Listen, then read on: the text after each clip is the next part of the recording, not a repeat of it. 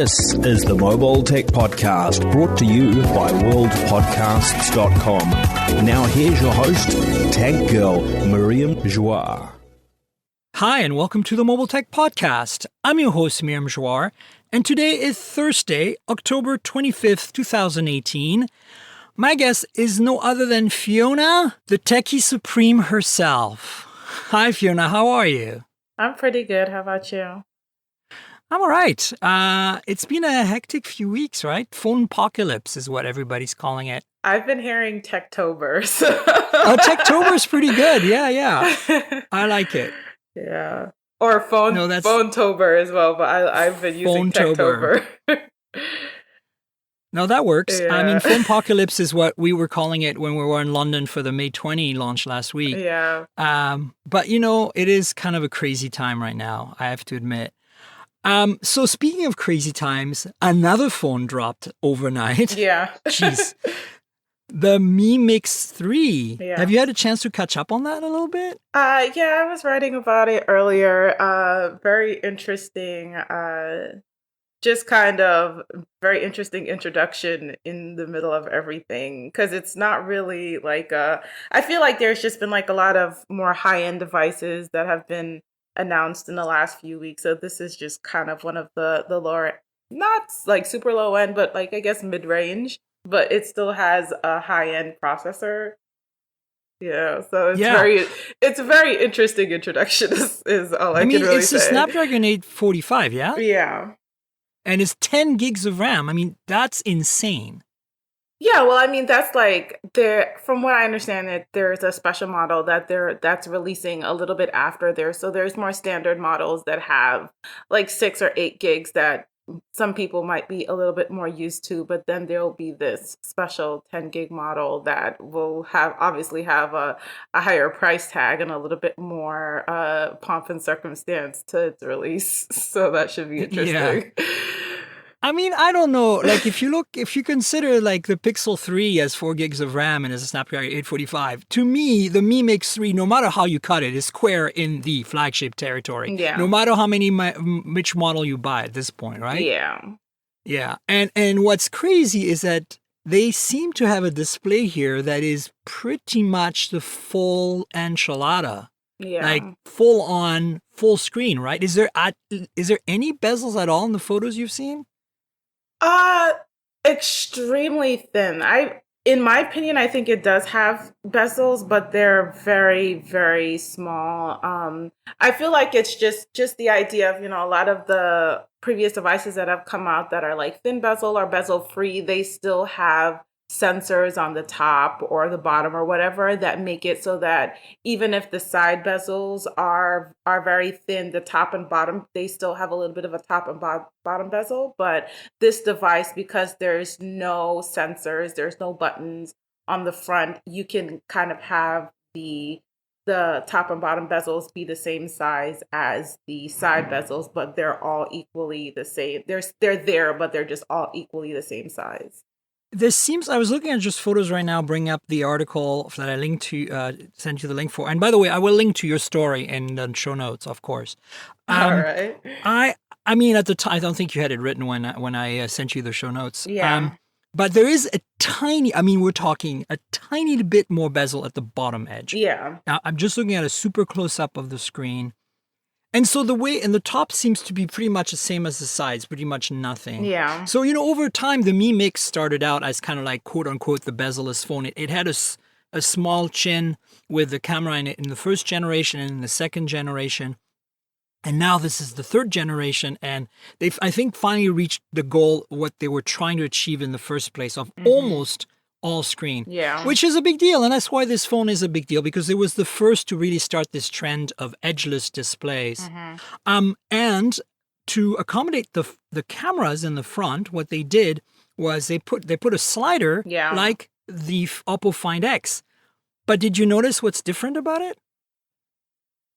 Well, it's not motorized. It's manual. Yeah.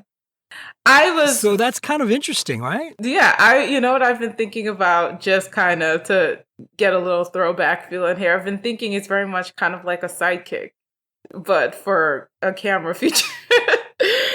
You know, it reminds me of the Nokia N95 because the Nokia N95, if you slid it in one direction, it had the keypad, and in Yeah. the other direction, it had a tiny little slider that only had the media controls like play, pause, next track, previous track, and it, you know, if you look at it, it would slide up like that from the bottom of the phone. And at the top edge, it would give you those 4 media controls. And this is basically the same, but instead you get the camera and stuff and sensors in there.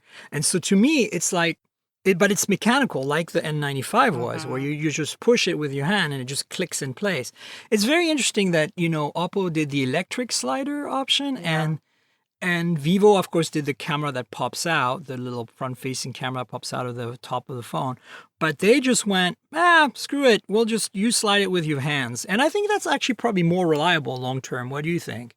I think that would be, I would agree. I feel like that would just kind of be more comfortable for consumers, where it's not something that while, you know, I feel like for other devices, in terms of kind of the gimmicky kind of like, oh, well, look what my phone can do, and you press the button and things pop and change and things like this. Just the ease of it you know, it's just there's a certain ease of not having to worry about things kind of malfunctioning. You know, just the slide is very simple, so you don't. Wow, you know, it's cool on one end, but on the other hand, it's, like you said, a little bit more reliable. Oh, Yeah, I gosh. mean, I wonder, I didn't look at the specs. Is this water resistant in any way? I don't see it being water resistant with that slider, even though it's not an electric slider. I didn't see anything about water resistance, honestly. That's the problem with this, right? I mean, it's cool and we kind of want it, but at the same time, it's like we've gotten used to our water resistance, at least a little bit. Like, we're not talking about, you know, I'm not meaning to necessarily go into a pool like you do with Yeah. a Samsung phone, but I'm thinking more like, hey, I dropped it in a puddle, or I think that's a bad example because that means you dropped your phone. But I think more like you're on, you know, you're having lunch and somebody spills orange juice or coffee Yeah. all over the table and it goes into your phone. I think that's, you know, obviously we've lived with non-water resistant phones for a while. Yeah. So I think perhaps it's not really a big deal, right? Like we're not going to necessarily care, and we're going to just be more careful if you want this phone. But the other thing is that this phone's not coming to the US. It's Yeah. going to get imported to the US, just like, you know, the Oppo Find X still hasn't found its way in most markets, and the Oppo, the Vivo Nex is the same boat. These are Chinese phones Yeah. for the Chinese market, and we're going to see some international versions, you know, exported to India, Singapore, Hong Kong, where you can get Google Play services on them. But they're not these kind of phones that you get because, you know, like it's not really a US or even a European market thing. So that's the caveat, of course. But as phone nerds, you and I mean, we are serious phone nerds. Yeah. You and I. So we care about the Mi Mix 3 because it's got a bit of history now in its 3rd generation. Yeah. And I had the Mi Mix 2 last year. I had a review unit. And honestly, I thought it was a really great phone, other than the horrible, horrible skinned Android software madness, Yeah. which, as we know, is always an issue with these phones, right? Very much So, so. yeah. But the takeaway, basically, you know, if we want to move on to the next topic, is 10 gigs of RAM, holy crap balls, Yeah. and another phone with almost an entire front that's display, with, you know, pretty much achieving the goal, the ultimate holy whatever goal of smartphones being an entire display in your hand, with a slider that, instead of being motorized like the Oppo Find X, is a mechanical hand activated slider. Cool stuff. Obviously, we don't know too much more about it. I mean, I'll link to some articles, including Fiona's. But the reality is, I'm going to try to get my hands on a review unit at some point. I have a contact at Xiaomi. They don't invite me to their events or anything, but at least they send me phones from time to time, which is, you know, all I really need if you think about it. So yeah. So then the next topic, obviously this week, is, you know, phone apocalypse is what we called it in London last week, and you called it Techtober. Was that what you called it? Techtober. Yeah, it's been look, I mean, I've been doing this long enough to know that October can get hectic, but this year seems particularly violently hectic. Yeah. Like, holy wow. So anyway, the next phone we want to discuss real quick is the iPhone XR. And I think the reason for that is we finally got all the reviews out there. Mm-hmm. And That's been kind of like a bit of a wild card, this phone, right? Because it's cheaper than the S and XS. Sorry, I should say 10. 10R. It's cheaper than the 10S and 10S Max. Oh God, these names. Yeah. Can you handle these names? I can't.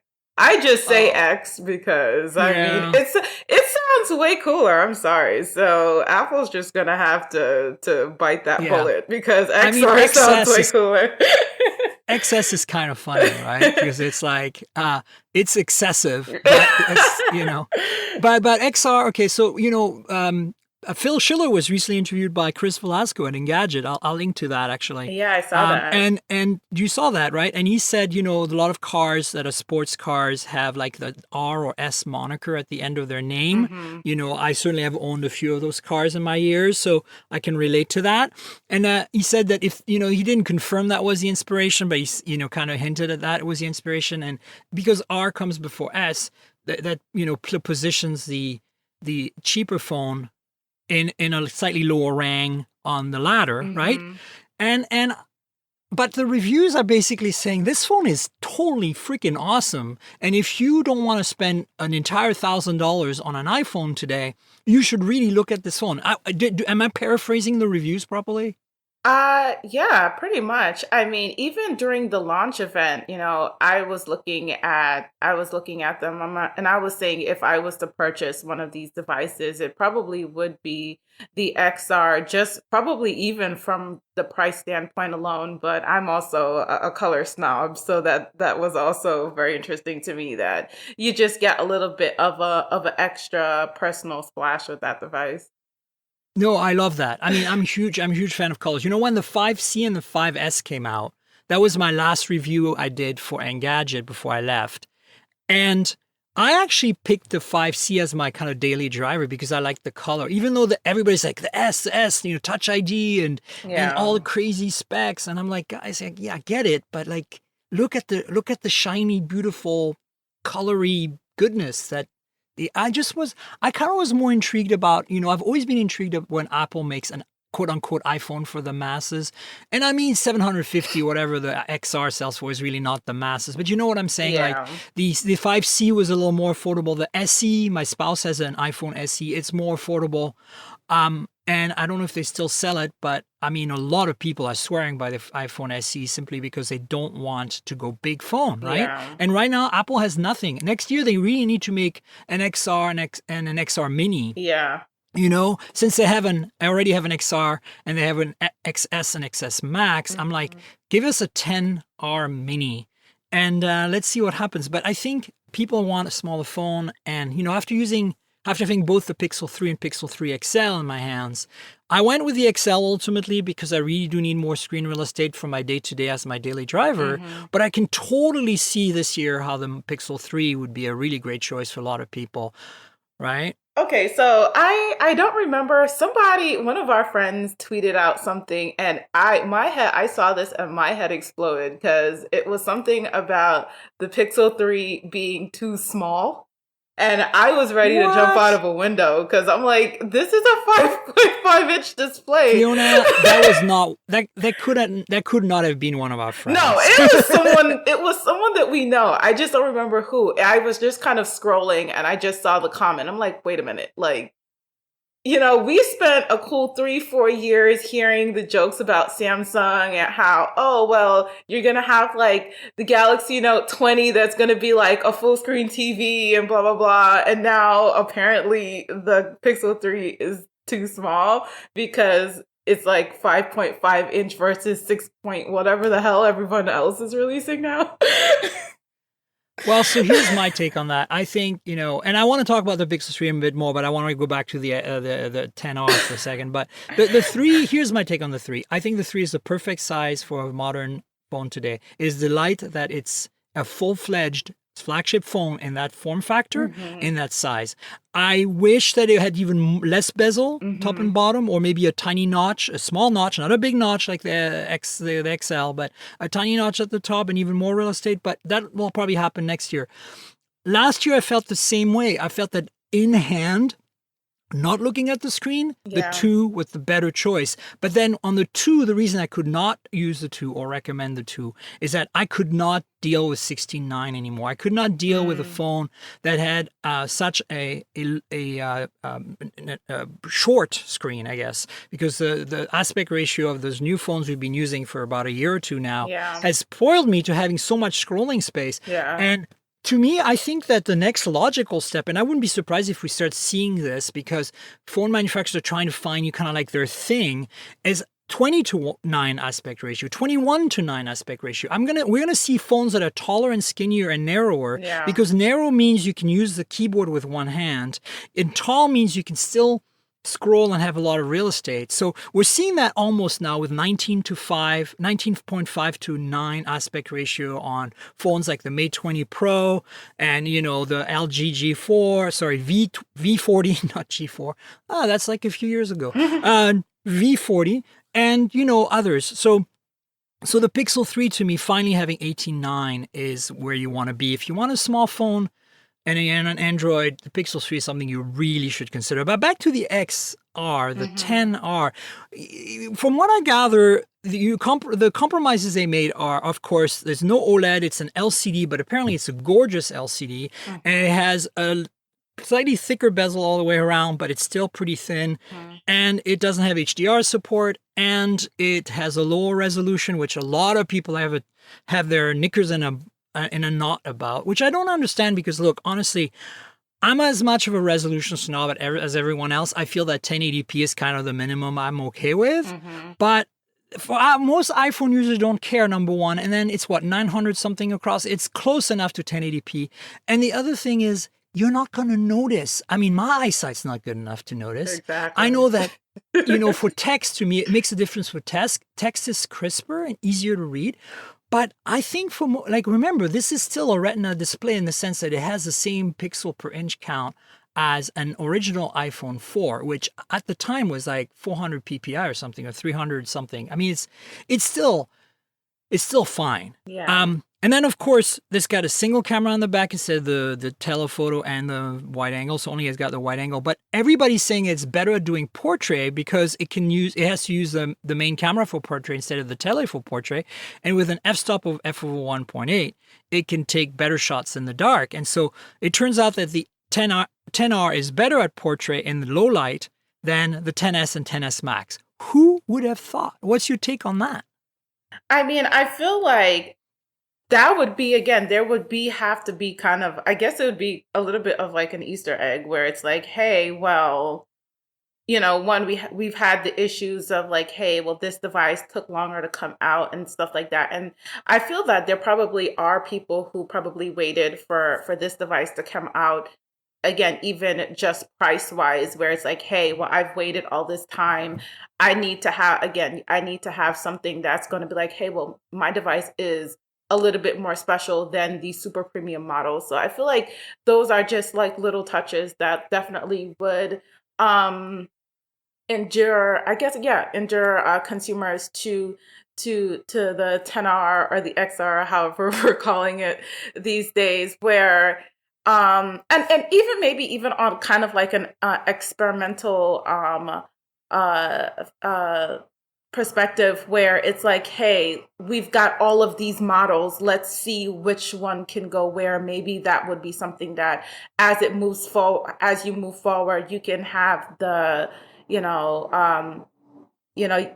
can, for future devices, the future high-end devices might have something like the XR has, and then they might have a different camera configuration on next year's models and things like that. So I've always kind of noticed a lot of companies use the different models as testing beds to inch forward. So that could be something that's going on there. Yeah, I mean, the other big deal here is the battery life is better than any other iPhone that most everybody has ever tested. So that means that you're getting a slightly lesser display, in some ways a lesser camera. If you don't use the telephoto, though, on a normal iPhone 10, you're not going to care because this is the new sensor from the 10S and the 10S Max. So it's actually really good. And apparently, as I said, it does better in portrait and low light. So you're not really compromising too much on the camera. You're compromising a little bit on the display. You're getting better battery life. You're getting a screen size that's in between the 10s and the 10s Max, which for some people is going to be way too big. Obviously, the SE buyers are going to probably wait for maybe that mini version that I just hope Apple will make one day. But other than that, like, you cannot go wrong. You're saving $250 compared to an iPhone 10s for the same amount of memory and storage. And honestly, I think that the sweet spot is the $800 model. The base is $750 and it comes with 64, I think. That the 128 version is $50 more. And if I were an iPhone user, that would be the phone I would buy this year. I would buy, and then I'd have to think of the color. Help me, Fiona. Blue. What is the blue? You're into the blue one? It's a tough one. I don't even think I've looked at any of the other colors. Look, I love the blue, but this is the problem I have, is I can't make up my mind. I like all those colors. The yellow is cool because I had a yellow 5C review unit and I liked it. The orange I love orange. It's really cool. The red is product red. It's iconic red. And then the black, whatever, boring. The white, I like white. The white, I like white phones, so I would dig a white phone there. But the red and blue, the red and black and white to me should be kind of removed from the equation because they're kind of common colors. It's the blue, yellow, and orange that I have to make up my mind. You've decided the blue, but for me, it's yellow versus orange, and I think I might go orange. It's not bad. I think orange would be a close second for me, but if I was to buy this, I would probably buy the blue. So there you go. You have it from the two horses on this race, and from their mouth, we would buy an iPhone XR. Blue for Fiona, orange for me. I would buy the 128 gig version. That's it. So I mean the XR obviously is an important phone for Apple, and it's delivering like everything spec wise. You get 3 gigs of RAM versus 4 gigs of RAM, and if you're an Android user, that's a big deal. But if you're an iPhone user, it makes very little difference in practice. So because it's driving less pixels anyway, so it's not going to need nearly as much RAM. And so the bottom line is, to me, is that you have a really great phone for a slightly lower price. If you're an iPhone user, you're used to the Apple tax. I mean, I'm a Mac user. I'm used to the Apple tax. So whatever you want to call it, it's kind of cliche to call it the Apple tax. The reality is this: good things in life cost a bit more money, is what I've learned. And you can snub at that. You can go like, whatever, I'm just going to go stay budget. And that's totally fair. I think that's cool. Like, you can buy a Moto G7, great phone. G6. You can buy, what other good phones are there on that price point? I don't know. You can buy OnePlus 6 or 6T. That's coming out next week. Yeah. Those are fantastic phones. They're flagship phones for $500, $600. I'm not saying you shouldn't, but I'm just saying that, usually when you pay more, you get something more. Yeah. And I think with Apple, it's that attention to detail. The quality of the craftsmanship is there on this phone. Yes, it's expensive. $750 is still a lot of money. But I feel like, it's par for the course. It's Apple, and that's what I mean. Like, I'm not a big fan of iOS, but I get it. It's like, I get the difference between buying, you look at the Mate 20 Pro and how it's manufactured compared to, a $200 what is it called, Pogo phone, right? The Pogo phone is cheap plastic. It's got the same performance, but if that's what you want, that's cool. That's kind of my approach. Yeah, I agree. I mean, I feel like even and I hate to say it like this, but I feel like, again, even people that quote unquote can't afford it. Again, it's like, there's that treat yourself aspect to it of like, hey, if this is the one nice thing that I have, I'm willing to shell out the money. Maybe people don't splurge in other areas of their life, but I'm going to have a nice phone. I'm going to have something that makes me feel good or whatever. And even, we're talking about Xiaomi and stuff like that. And like China is a market where their devices are very much status symbols, and Apple kind of has that same aspect in the US, where Apple is kind of like the super status symbol, where Android competitors in the US don't really have that same level of I don't know how I describe it, but like, like Android users are it's like the phone for everyone. Everyone can have their different type, but Yeah. Yeah. it's not really, again, you can have the cheap one, the expensive one or whatever, but Apple, that kind of has been the thing where it's like, high I end mean, all around, when that's kind of why they took so long to bring out the cheaper models, because yeah, that I was mean, the point. branding matters. Yeah. Apple is a high-end brand, and Yeah. the phone is something so personal that you're right. I don't see any reason why you shouldn't spend a lot of money on your phone. It's something you use every day, all the time, in your hand, every day, in and out. Yeah. And you want the best. If you can afford it, you buy it. If you can't, there's some really good options. As I said, Moto G6. You can look at things like you got to see the new Honor 8X recently, which I'm trying to get a review unit of, which is the success of the phenomenal Honor 7X Yeah. for $200. You can't go wrong with those phones. Yeah, those They're are great beautiful. phones, right? They are. They're And really beautiful. they're good looking too, and they have decent specs. It's just, look, you can't go wrong today. We're living in a place. It's like cars today. You can buy the cheapest car new today. It's not going to be a lemon, right? Like it's Yeah. going to be reliable. It's going to get you from point A to point B. It might not be exciting. It might not be fast. It might not be as comfortable. But you're so much further ahead than you were 10, 20 years ago with a car, even a base model today. And it's the same with phones. You're so much further ahead than you were 3, 4 years ago with a base phone today. So you can't go wrong. But if you can splurge, these are things that, I don't know, I think that if you ask most people today, what is the single object that you would take with you if you were sleeping naked in your bed and there was a fire and you had to run out of your house instantly?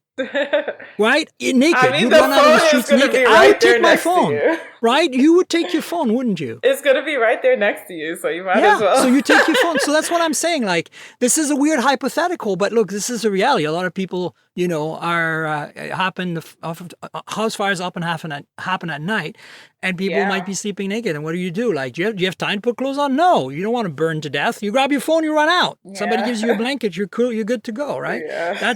It sucks, but it's happened to people, and I think that, to me, this is something you want to splurge on. And honestly, with carrier subsidies, which I'm not a big fan of, I like buying my phones unlocked, but I do have to admit not everybody can afford to do that. And with carrier subsidies, you kind of almost have no excuse to not buy a nice phone today, right? Yeah. I mean, you can get phones for like, what, $10 a month for 24 months or something, and you get yourself a nice Galaxy or iPhone. So anyway, moving on, I just want to quickly talk about the Home Hub. Have you played with it? Do you have one to review? I don't have one to review, but I did go to the Google hardware store the other day and play around with it. So I saw your photos. I'm sorry? I think I saw your photos. Oh yeah, I guess because I went right before it officially launched. They were like, "Oh, you can't take photos." I was like, "Well, I've already taken them. So what are you gonna do? Delete it off of my device?" Exactly. Seriously, out of public store, you can't take photos. Are they nuts? Do they know how this works? Have you read the label on the back of the box, people? I don't know. I think it's funny. So I got a review unit of. Just to be clear for the listeners, we're talking about the Google Home Hub, which is the smart display, smart speaker thing. And it is honestly a lot of the reviews say it's a great device, and I think I agree. It is absolutely delightful experience. It is so simple. It's so kind of in the background, and there's no cameras. You don't have to worry about privacy. There's a physical hardware switch in the back that turns off the microphones. So if you're worried about that, you can turn off your mics physically.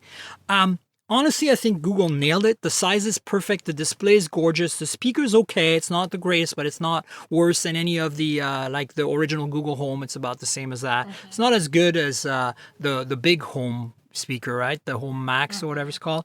But it's not as bad as the Home Mini or anything.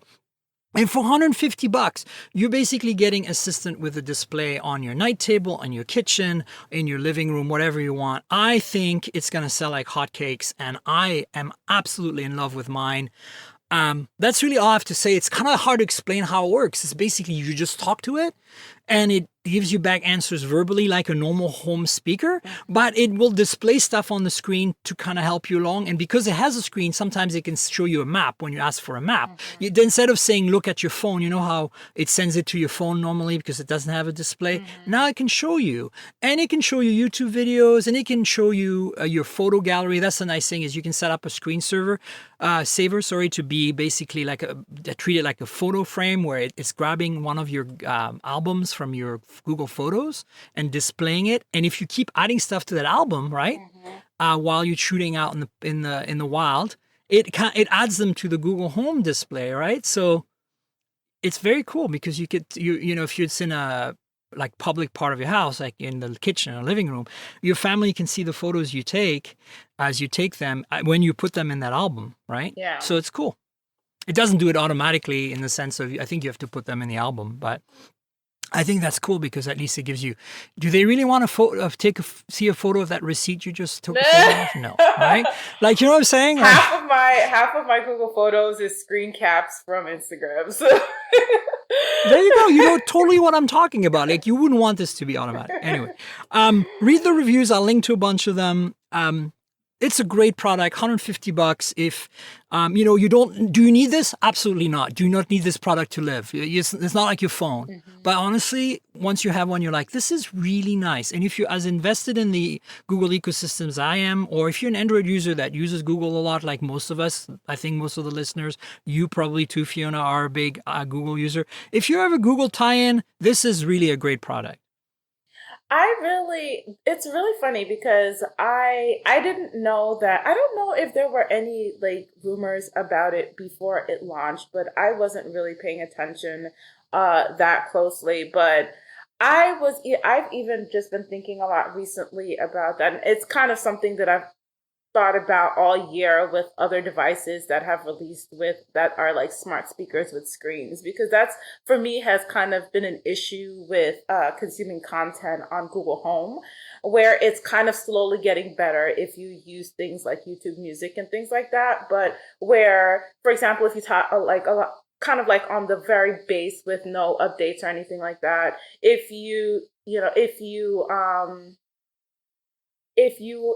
the very default setting is like, hey, Google, play Michael Jackson. A lot of times it will pull from YouTube. But if you are trying, if you're doing something else, you can't say like, hey, Google, play this random video or whatever. You can't do that. And my Google Home is lighting up right now. Like, you're right. There you go. Oh, that's funny. Don't worry, this happens to me all the time. I think half of the listeners, when I say the keyword on the show, I try to avoid it. Sometimes I say the keyword on the show, and I'm sure they're really mad at me.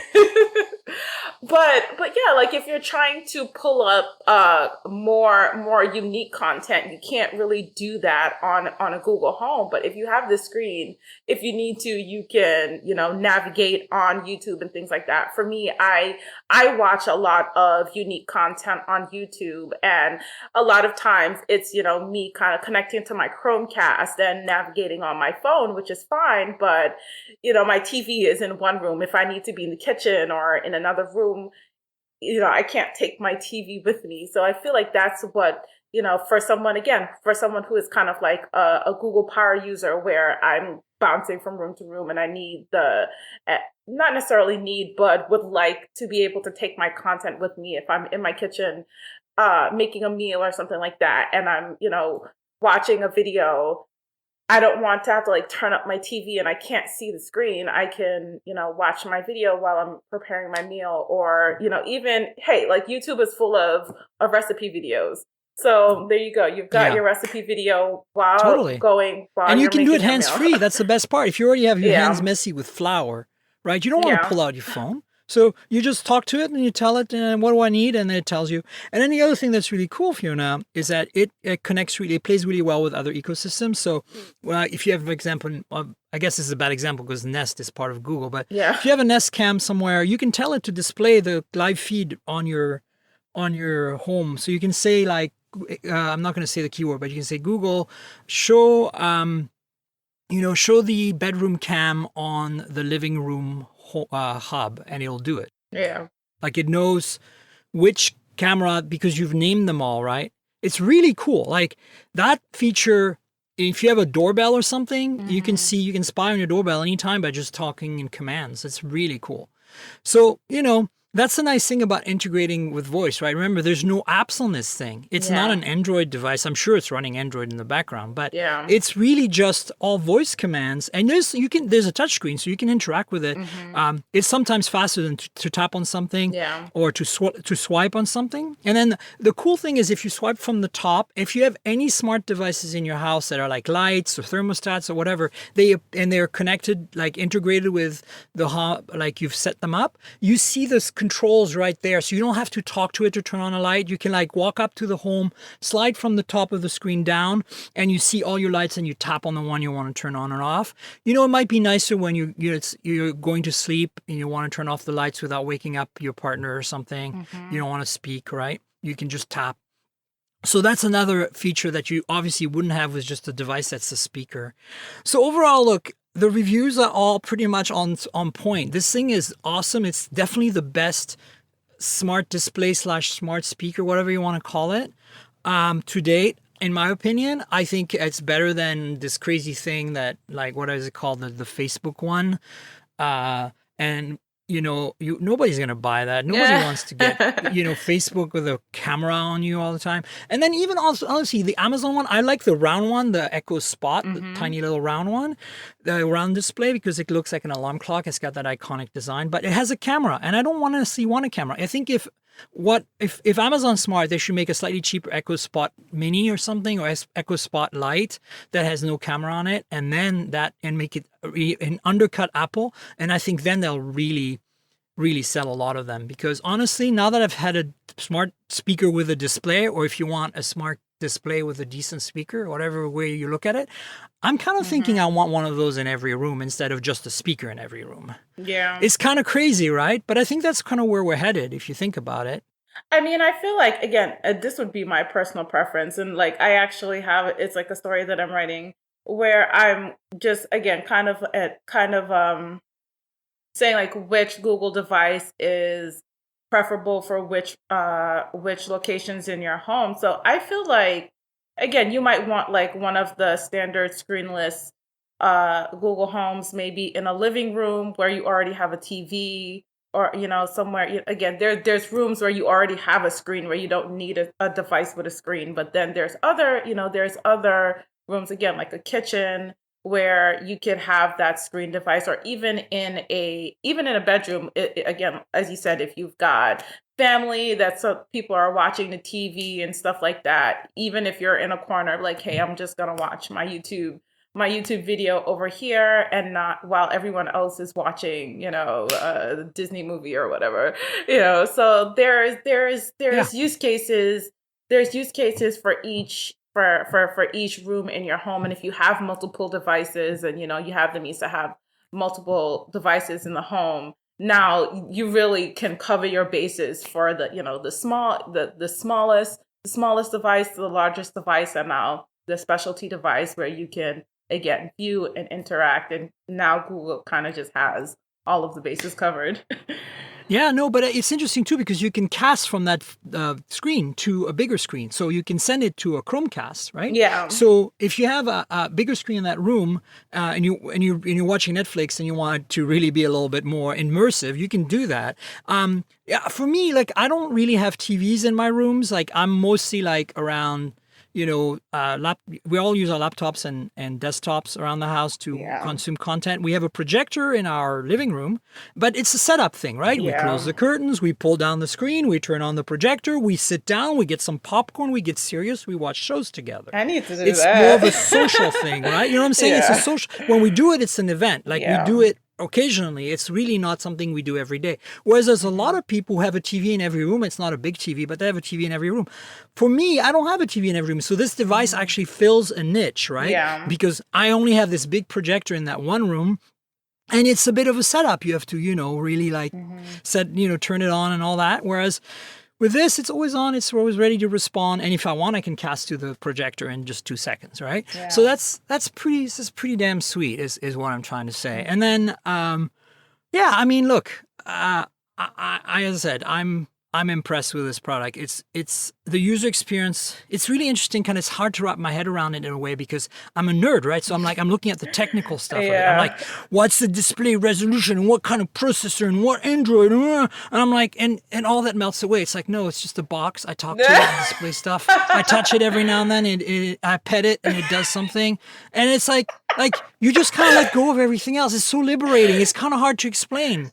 It's like with my phone, I'm tempted to go in an app because, I see a notification and I'm starting to get down the rabbit hole and I get in.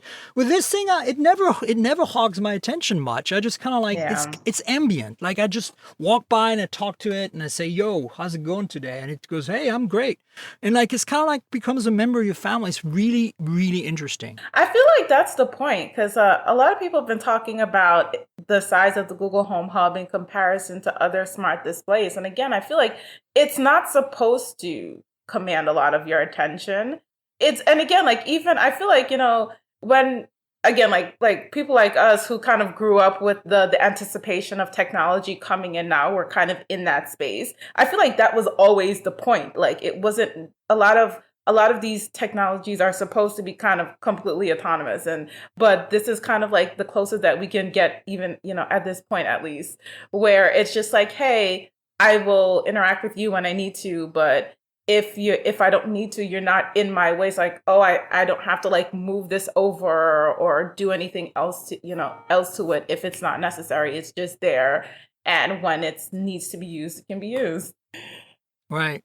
I mean, the only negative, if I have to be nitpicky, because I have to be nitpicky because I'm a tech journalist, is that it is a little hard to wrap your head around all the things it can do and learn how to use them all. Like, obviously, you can use voice for everything and it works most of the time, but there's a lot of things you can do on the screen. Mm-hmm. And at first, for the first few days, I didn't touch the screen at all. Mm-hmm. And then I realized, wait, I can touch the screen. Like when I, pull down from the top to get to the lights and to my thermostat and stuff, I was like, oh. And then there's something I realized I can swipe on the screen and like if it's showing me the weather at that point, it'll show me the next day and stuff, right? Mm-hmm. I was like, oh, so I could actually touch it too. Oh, okay. It's like you kind of have to like wrap your head around the features, and some of them are a little obscure and I wish they're a little more discoverable. Now, there's a tutorial, of course, and guess what I did not follow the tutorial. I just went right in, right? I was like, screw the tutorial. But I think that it's kind of one of those devices where, because I'm a techie nerd, I did that wrong, right? I think that the average person is gonna set it up and follow the instructions, and then and the instructions are actually pretty straightforward if you follow the guide thing.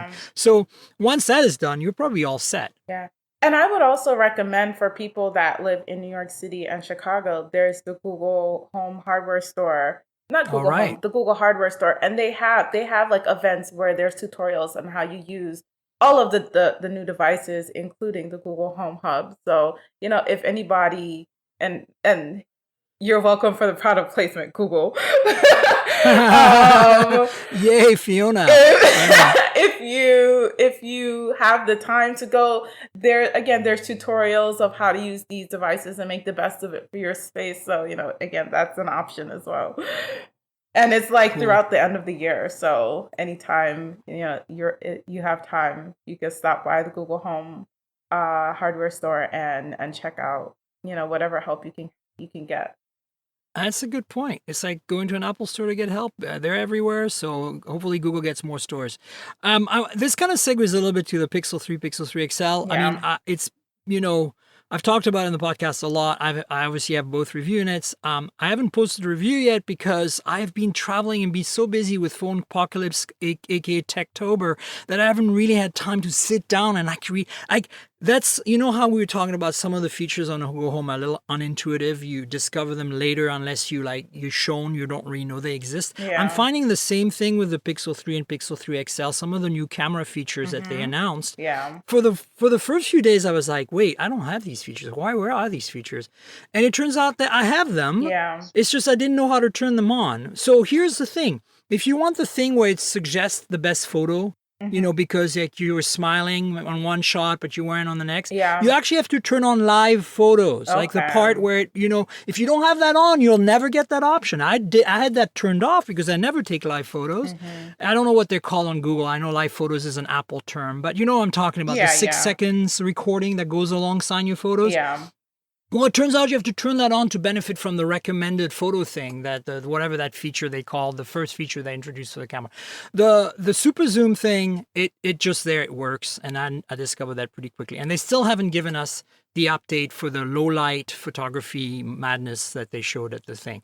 So what I'm trying to say is that I wish Google was a little more intuitive on these things. Like also like adjusting the focus, the amount of bokeh after a shot. That's a feature now. Well, it's buried so deep in the edit menus that like you don't even know it exists. And I mean, that's my criticism so far. But other than that, honestly, I'm daily driving the Pixel 3 XL because I've always been a Pixel Nexus user as my daily. And so I upgrade from a 2 XL. And honestly, I've completely forgotten about the ugly notch. It's still super ugly. Oh my but gosh. I've forgotten about it. Have you seen, there's your average consumer. He tweeted out this thing. I don't know if this is a joke or not, or if it was an actual glitch. He tweeted out on his Pixel 3 XL that it had 2 notches. I think it was like a software. No, you can turn that on. In the developer settings, you can go in the developer settings. So get this, Fiona. You can go in the developer settings and turn off the notch at the top, right? Yeah. But you can also turn on an extra notch at the bottom. Oh my gosh. Because it's developer settings. Like, if you design a phone where maybe you're holding the phone upside down for a certain app and you want the notch, you want to simulate the notch on another phone, you can do it at the bottom or at the top. Oh my gosh. I was like, what? It was so creepy. I was like, what kind of American Horror Story thing is this? It was so creepy. So anyway, I mean, I hate the notch. It's ugly, but honestly, I'm appreciating the extra phone real estate now that all the status icons are up there at the top. And the phone is delightful. The camera is certainly a little better. It's a small improvement over last year, but last year was really pretty damn solid. And 4 GB of RAM haven't really been an issue. Android Pie. The only thing I absolutely hate about my Pixel 3 XL and 3 is the stupid pill navigation. You can't turn it off. It is the only option you have. Nobody's come out with a workaround to give us back our back, home, and recent app buttons. I want that so bad. I hate the gestures. I hate the way Google's implemented it. It's the worst. It's absolutely horrendously bad. I cannot stress how bad, horrible, and terrible this implementation of gestures and the pill is on Android Pie. And the fact that they force that down our throat pisses me off, like to absolutely no extent. That's my rant for the day. Holy crap, it's so bad. I get so frustrated I want to throw the phone against the wall. It's so bad. Getting to the app tray is a freaking nightmare, Fiona. So that is you have to swipe option. twice. Half the time you end up killing the app that's for the forefront because you're swiping on the app to dismiss it while you're swiping up. It's like, who thought about this? Oh. So I guess I was thinking that I thought that there was an option, but I think it's only if you're an OEM. So if it's like Correct. Samsung or something, they have the option to put like their and own if you have a Pixel 2 or navigation Pixel 2 the pill. XL, and if you're a Pixel 2, Pixel 2 XL user, you can turn it on and off. It's an option in the settings. You don't even have to be a developer because it's the old phone and they want to transition people over. But there, they forced it on us. And I really think they got to bring back. I don't care. Like, this is like, look, the Mate 20 Pro I've got runs Android Pie. And it has the option for by default, it's the button. It doesn't have the gesture pill at all. I don't even think that's an option. And so I should check out my OnePlus 6 because I just updated to Pi the other day. Well, there you go. I was going to say the OnePlus 6, I think it gives you the option. Mine is updated to Pi. I've got the option. And of course, their gestures is the OnePlus 6 gestures, not the Pi gestures. So it's a different kind of gesture. So you see how it's fragmenting again? Yeah. Here we were all happy. Finally, Samsung gave us the option to swap the back and the recent app button, after having the wrong position for the back button in hardware for so long. For a year there, we finally were at a place where everybody had the back on the left, the home in the middle, and the recent app on the right. And Google goes and destroys this for everyone. Like, seriously, Google, if you guys are listening, this is the single thing that the moment somebody finds a hack and creates some app I can install to fix this, I will go back because I cannot deal with this. Wow. Wow. It's such a nightmare. And then the other thing that's kind of meh on the Pixel 3 and Pixel 3X, at least the XL, I haven't used the 3 as a daily driver, so I can't comment on the 3, is battery life. I'm feeling that, here's what I'm feeling. My Pixel 2 XL had great battery life when I first got it. And my 2, I'm just making clear, my 2 XL had great battery life when I first got it, and it was on Android 8.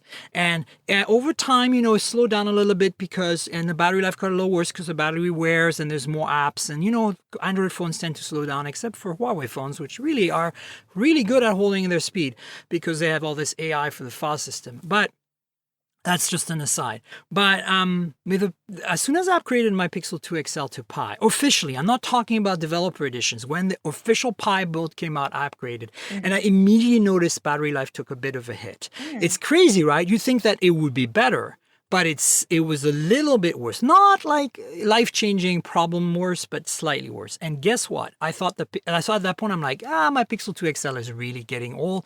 It's been dropped a million times. It's got all the battle scars. Yeah. It's on its last legs. I'm going to get a Pixel 3 XL and life will be better. And it is better, but battery life is not better than my Pixel 2 XL with Android Pie. It's about the same, and that's not good enough.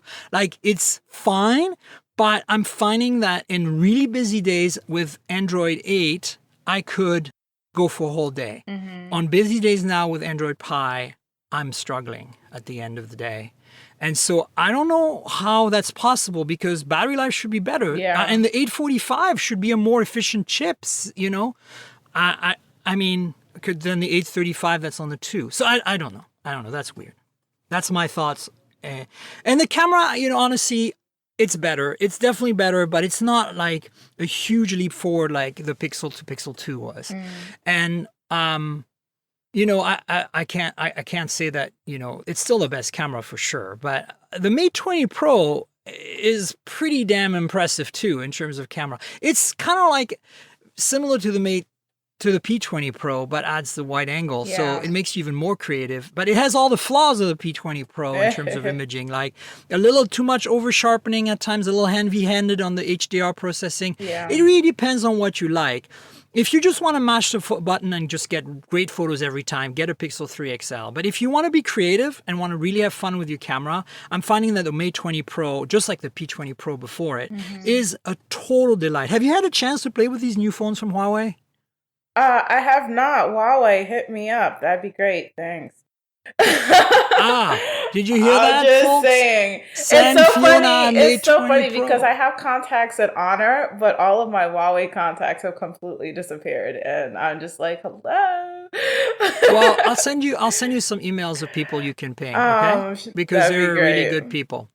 Yeah, you need that. So anyway, the point I'm making is that if you try to get your hands on a Mate 20 Pro, because that camera is, I mean, I don't know if you've ever played with the P20 Pro, but I have. Yeah, so you know. And imagine you replace the monochrome with a wide angle, like LG style, you know, super wide angle. Yeah. That's basically what they did. Okay. And that wide angle has autofocus, which means you can do macro photography with it, which is really interesting. Nice. So, you know, I feel like in some ways the Mate 20 Pro, because the one I'm using as pre-release software is a bit worse in imaging than the P20 Pro was. Like you can see they're still fine-tuning some stuff.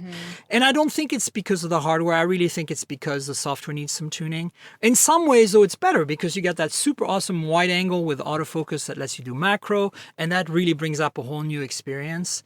And, you know, the Kirin 980 is so much faster than the Kirin 970 that the processing times on all these fancy imaging stuff is really much improved. So it's not that the P20 Pro was slow at taking photos in any way, but you can notice, like you can really get the you know, take a lot more photos faster with the 980. It's hard to explain, but it's not really about shutter speed. It's more like, I don't know how to explain it, but it just seems to be able to like do some stuff faster. One thing it does slower though is the AI stabilization, which on the P20 Pro was after a few software updates was pretty sorted.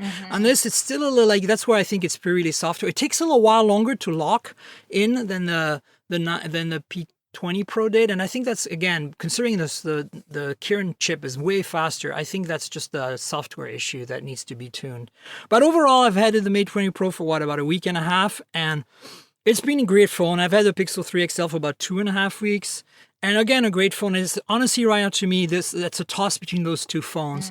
And of course, I think it's going to be interesting next week, Fiona, because the OnePlus 6T is coming out. Will you be at the event? I will be at the event. Yes, I will see you there because I'm going to New York for this one. I'm very excited. I feel like I'm this is super going to stoked about it. be the most pomp and circumstance of all, especially with the Apple event the very next day. Like that Absolutely. was just ridiculous.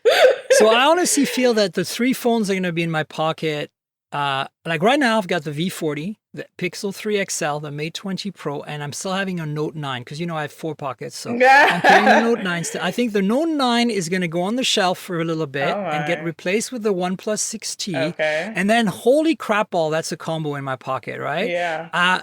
OnePlus 6T, Mate 20 Pro, Pixel 3 XL, and of course, the awesome V40. I mean, not as awesome as the others, honestly. Speaking of, what do you think? Do you have one? No, I don't have one yet. I'm still waiting for my review model to come in. But I am actually like I did want to chat about that because I went to the launch event in New York, and so I have gotten to play around with it a little bit, and I enjoyed it a lot. It's really interesting because I know it's supposed to be one of their more flagship devices, but LG's in this weird space where it's kind of like they're doing flagships, but it's like I know what you mean. Competition wise, it's like we think it's very interesting, but then how they're far not getting is the it? sales and the attention. Yeah.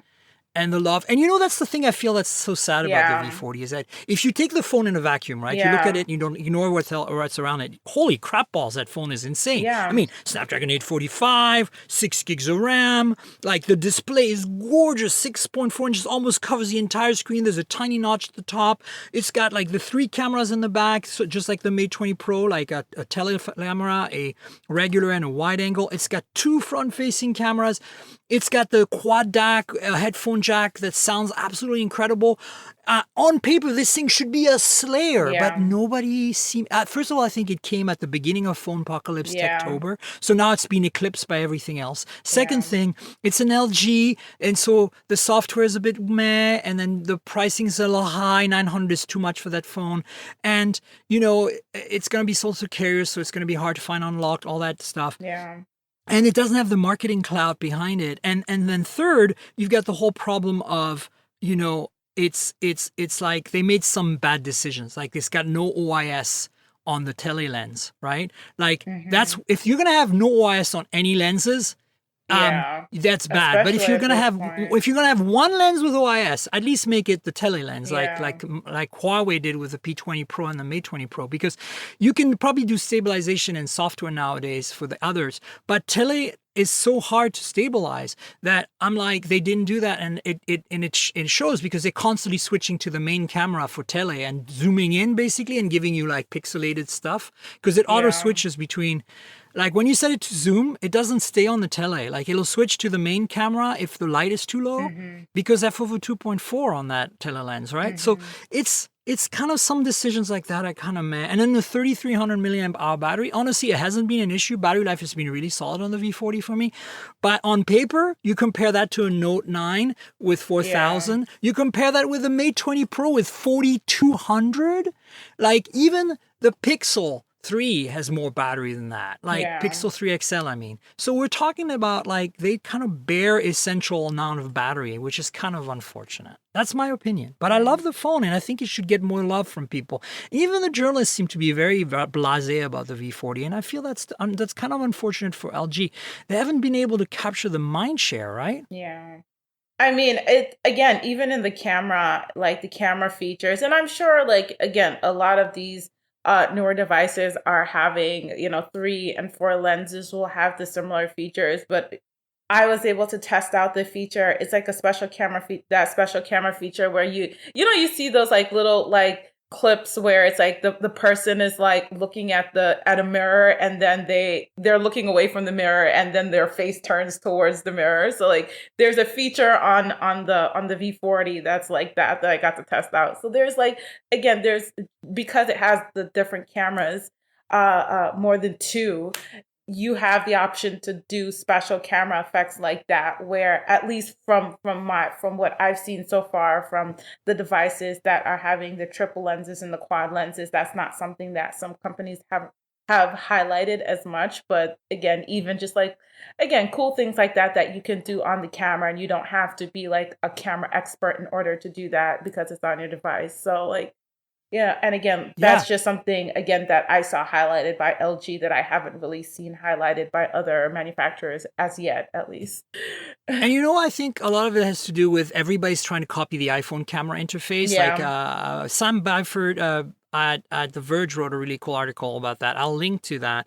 He reviewed a whole bunch of Chinese phones, and how a lot of them are copycats of the iPhone UI. But he specifically talked about the camera, on how almost everyone is emulating the camera interface on the iPhone. And of course, LG is not really doing that. Yeah. And so in one way, that's refreshing because it lets them introduce more features and new features and integrate them better in the camera. They have all these manual controls for video, which nobody else has, which I think are really great. But yeah, I mean, I agree with you. I think it's a good assessment. They're doing some special stuff and they're not getting the recognition, I think. Listen, we should wrap it up because I know you've got to run, and I want you to be able to pimp your new blog, which when I had you on the show in March, you hadn't started yet. So do you want to tell people where they can find you on social media and where they can find your writing? Well, my blog is techiesupreme.com. And yeah, I think I'm not 100% sure. I may have had just been getting started the last time we spoke, but That's now, right. Now I'm getting into my groove and publishing regularly, and hopefully getting some more detailed content and reviews on the site. So the blog is techiesupreme.com, and my Twitter handle is techiesupreme, Instagram techiesupreme, and Facebook techiesupreme as well. And I also do a little bit of freelance for LifeWire and GearBrain, so you can also check out my work there. There you go, folks. Thanks, Fiona. I'm going to let you quickly know where to find me. But before I do, I want to thank our sponsor, audible.com. If you love audiobooks, it's all about Audible. You might not be able to read a book when you're, for whatever reason, maybe you're at work, maybe you're driving or whatever, but audiobooks have their place in the universe, and nobody does it better than audible.com. So, you should check out audible.com if you're not already subscribing and a member. There's a link in the show notes below. It's audibletrial.com/mobiletech. That's audibletrial.com/mobiletech. If you click through that link, you will support the podcast and at the same time benefit from all the awesomeness that is audiobooks and specifically Audible. So go check that out. And to wrap things up, you guys know where to find me. I'm at Tankerl on Twitter. That's TNKGRL, like Tankerl the comic book, but without the vowels. And that's my Twitter handle, my Instagram handle. You can find me on Facebook by my name. But more importantly, go to my YouTube channel, youtube.com/Miriam Jouar, Miriam with a Y. Spell out my full name, which is spelled out on Twitter in case you're wondering. And then you can subscribe to the channel. This channel has unboxings, hands-ons, and some review videos that are complements to this podcast. They add to the podcast by giving you some visuals to go along with it. So watch the channel, subscribe to the channel, tell your friends, hit the notification bell, like the videos, all that good stuff. And of course, if you're happening to listen to this podcast completely by accident, please subscribe to the podcast, mobiletechpodcast.com. We're on Google Podcasts, Apple Podcasts, Pocket Casts, Overcast, Stitcher, Slacker, TuneIn Radio. You can find me by just Googling or typing Mobile Tech Podcast. And if you get other results, because that pings a bunch of search keywords, add Tankerl, TNKGRL, to that search, and you'll definitely find the podcast on whatever platform of choice. So there you have it. Fiona, thanks so much for coming on today. I know you've got an insanely busy day, and more importantly, I know we had some technical issues at the beginning, so I want to thank you again for being on the show. Definitely. Thanks for the invite. It's always a fun time. Fantastic. We'll have you on again soon. And then in the meantime, stay tuned for another show next week, folks. Cheers, everybody. This has been the Mobile Tech Podcast with Tank Girl, proudly presented by worldpodcasts.com. You can visit us online at mobiletechpodcast.com.